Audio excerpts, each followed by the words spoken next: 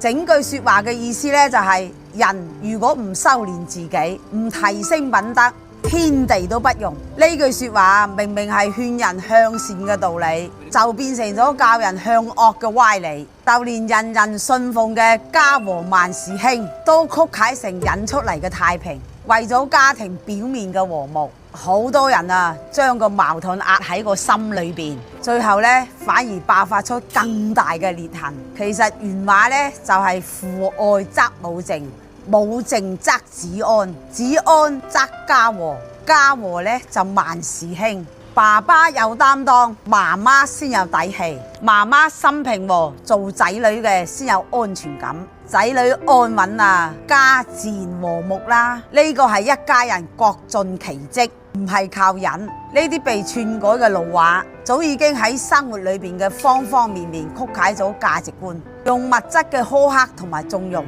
扭曲咗仔女嘅三觀，等我哋嘅傳統啊失去咗原本嘅溫度。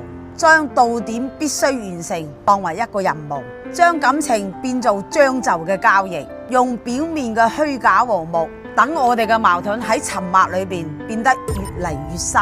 呢啲邊度係文化嘅傳承啊？分明係別有用心嘅人啊喺度偷換概念，等仔女覺得努力不如行捷徑，等好多後生仔覺得婚姻呢就係墳墓，等大部分嘅人覺得真誠不如算計。講真啦，老祖宗留落嚟嘅文化，從來都唔係死板嘅規矩，係預良人先成家裏邊做人嘅通透，係父愛則母靜裏邊持家嘅門道。呢啲咁嘅真智慧啊，我哋要帶住敬畏嘅心去讀，去分辨真假，唔好俾呢啲假國學鑽空子。